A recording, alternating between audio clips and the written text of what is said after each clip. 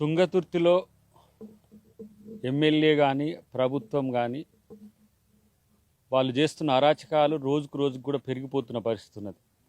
ప్రత్యేకించి యుగంధర్పై దాడి కానీ, గతంలో నాగేష్పై దాడి కానీ, అన్నిటికంటే ముఖ్యంగా ప్రభుత్వ పథకాల అమలులో ఇలా పెద్ద ఎత్తున అవినీతి జరుగుతున్నది.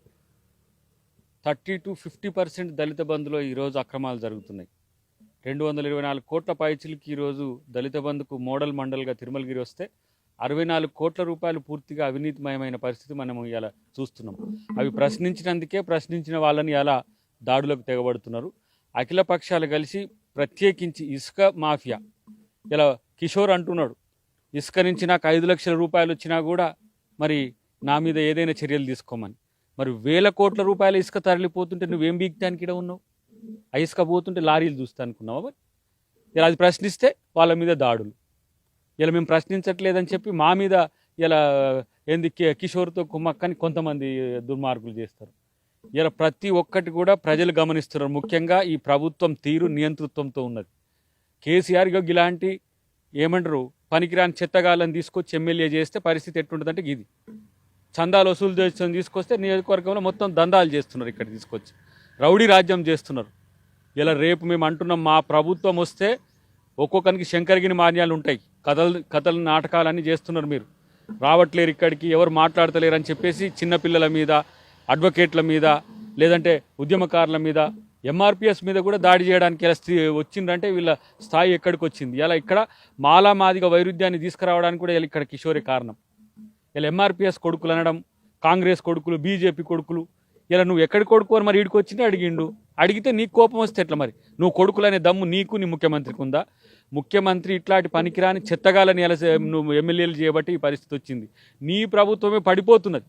31%తో నువ్వే ఇలా గజ్వేల్లో ఎదురీదే పరిస్థితి ఉన్నది.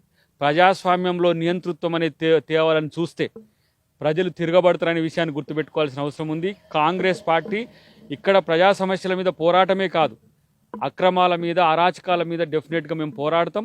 అన్నిటికంటే ముఖ్యంగా నేను చెప్తున్న కిషోర్, కొంచెం దగ్గర పెట్టుకో, ఒళ్ళు దగ్గర పెట్టుకో, నోరు దగ్గర పెట్టుకో.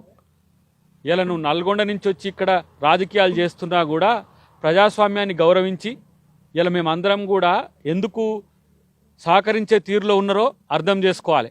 ఇక నేను ఉన్నోళ్ళని కొన్నా, వచ్చేటోళ్ళని కొంటా, రేపు ఓటుకు 5,000 10,000 ఇట్లా చేస్తా అంటే 12,000 పెట్టిండ్రు పోయి అక్కడ. ఇక్కడ కర్ణాటకలో బీజేపీ వాడు 12,000 పెట్టిండు. ఏం బీకిండు? నేలగరుచుకోబడ్డాడు. మీ కథ ఇంతకంటే ఎక్కువ కాదు. డబ్బుతోనే రాజకీయం చేస్తాం, మేము డబ్బుతోనే మేము బతుకుతామని అనుకుంటే ఆ డబ్బుతోనే మీరు పోతారు. ముఖ్యమంత్రి నిజంగా ఇక్కడ జరుగుతున్న అంశాల మీద మీకు ఏమాత్రం మీకు అవగాహన ఉన్నా, లేకపోతే మీకు ఇంటెలిజెన్స్ అంతా ఉంటుంది కదా, ఫాస్టెస్ట్ సీఎం కదా మొత్తం సమాచారం. మరి ఇక్కడిది ఎందుకు తెలుస్తలే? అంటే అవినీతి అక్రమాలు చేసేటోళ్ళు ఏమైనా ప్రశ్నిస్తే పార్టీలు మారుతారని భయమా? లేకపోతే వీళ్ళు ఇంకో కాంగ్రెస్కో ఇంకో పార్టీకో పోతే నాకు ఎమ్మెల్యేలు కరవవుతారు, నా ప్రభుత్వ హయాంలో దోచుకున్నది నా ప్రభుత్వ హయాంలోనే ఖర్చు పెట్టాలని చెప్పి ఏమన్నా ఆరాటం ఉందా?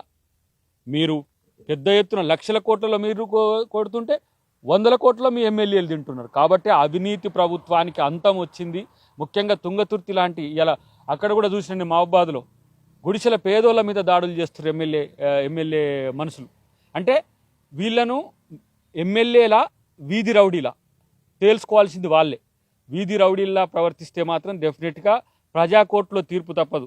ఇలా పోలీసులు మీ వెంట ఉండొచ్చు, పోలీసులు వాళ్ళని కూడా పాపం తిప్పలు పెడుతున్నారు. వాళ్ళని మీ జీతగాళ్ళని చేసుకున్నారు. వాళ్ళు ప్రజలకు సేవ చేయాల్సిన వాళ్ళని ఇలా జీతగాళ్ళు చేసుకొని పోస్టింగ్లు మీరు ఇప్పించి వాళ్ళని ఏమంటారు బానిసలుగా మార్చుకున్నారు. పోలీసు వ్యవస్థనే బానిసగా మార్చుకున్నారు. కాబట్టి ఇక్కడ తుంగతుర్తే కాదు, రాష్ట్రంలో జరుగుతున్న అంశాలన్నీ కూడా సేమ్ ఇట్లనే ఉన్నాయి. ప్రతి నియోజకవర్గంలో ఇట్లా ఉన్నాయి. కానీ ఇక్కడ ఇసుక వల్ల వచ్చిన అక్రమ డబ్బుతో, ఇసుకతో వచ్చిన అక్రమ సొమ్ముతో కొంతమందిని, అన్ని పార్టీలో ఉన్న కొంతమంది నాయకులను కొనుక్కొని నేనే రాజును, నేనే మంత్రిని అన్నట్టుగా ఇక్కడ మీరు చేయాలని అనుకుంటే తస్మాత్ జాగ్రత్త. ఇది తుంగతుర్తి గడ్డ, చైతన్య దీపిక. ఇది ఇక్కడ ఉద్యమాల చరిత్రను తెలుసుకో మిస్టర్ కిషోర్. కేసీఆర్ కూడా తెలుసు ఇక్కడ ఎలాంటి ఉద్యమ చైతన్యం ఇక్కడి నుంచి పోయిందో. ఇక్కడనే చాకలి ఐలమ్మ, ఇక్కడనే మారోజు వీరన్న, ఇక్కడనే బిఎన్ రెడ్డి, ఇక్కడనే మల్లు స్వరాజ్యం, ఇక్కడనే దామోదర్ రెడ్డి, ఇక్కడనే చక్లం శ్రీనివాసరావు రాజకీయాలన్నీ కూడా ఇక్కడ జరిగినాయి. ఆ చరిత్ర తెలియకుండా ఇట్లాంటి పనికిరాని చెత్త రాజకీయాలు చేస్తే డెఫినెట్గా నిన్ను ప్రజాకోర్టులో ముద్దాయిగా తేలుస్తాం. నేను ఇంకా ఆ మాటకు వస్తే కిషోర్ లాంటి గురించి మాట్లాడాల్సిన అవసరం కూడా లేదు.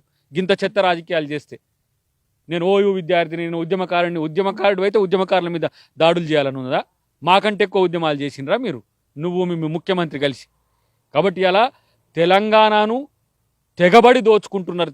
ఇలా టీఆర్ఎస్ ఎక్కడ మీ ముఖానికి, తెలంగాణ ఎక్కడ? ఇంకా తెలంగాణ శతాబ్ది ఉత్సవాలట, ఏందో దశాబ్ది ఉత్సవాలట. శతాబ్ద కాలంలో దోచుకునేంత దశాబ్ద కాలంలో దోచుకున్న ప్రభుత్వం ఇది. కాలంలో దోచుకున్న ప్రభుత్వం ఇది. దశాబ్ది ఉత్సవాలు, శతాబ్ది అభివృద్ధి అట. ఎక్కడ? తుంగతుర్తిలో. ఇలా తుంగతుర్తి ఊరు చెప్తుంది ఇండ్లు ఎక్కడున్నాయి, ఇలా రోడ్లు ఎక్కడున్నాయి, అంతర్గత రోడ్లు ఎక్కడున్నాయి, విద్య ఏడ ఉన్నది. ఓన్లీ అందమైన రోడ్లు, అందమైన బంగళాలు కట్టుకొని అంబేద్కర్ గారు చెప్పినట్టు అదే అభివృద్ధి అని అనుకుంటున్నారు. ఇలా ప్రజా జీవితంలో బాగులేదు కాబట్టి ఇలా మిమ్మల్ని ఓడగొడుతుంది. ఇక్కడ కిషోర్ అనేటోడు అట్టర్ ఫ్లాప్ అవుతున్నాడు.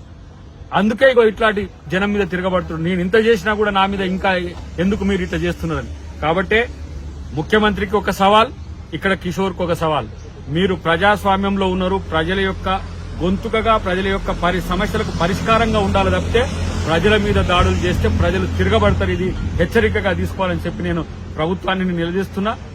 ముఖ్యంగా పోలీస్ అధికారులు గాని న్యాయాన్యాయాలను చూసిన తర్వాత మీరు చర్యలు తీసుకోవాలి తప్పితే ఎమ్మెల్యే చెప్పిండు కదా, మంత్రి చెప్పిండు కదా, ముఖ్యమంత్రి ఆదేశాలు ఉన్నాయి కదా అని చెప్పి ప్రజల్ని ఇబ్బంది పెడితే మీకు కూడా నష్టాలు వస్తాయని చెప్పి తెలియజేస్తూ, డెఫినెట్ గా నెక్స్ట్ ఇక్కడి నుంచి తుంగతుర్తి నుంచి ఒక ప్రజా ఉద్యమం కాంగ్రెస్ పార్టీ ఆధ్వర్యంలో అన్ని పార్టీలతో కలిసి చేస్తాం.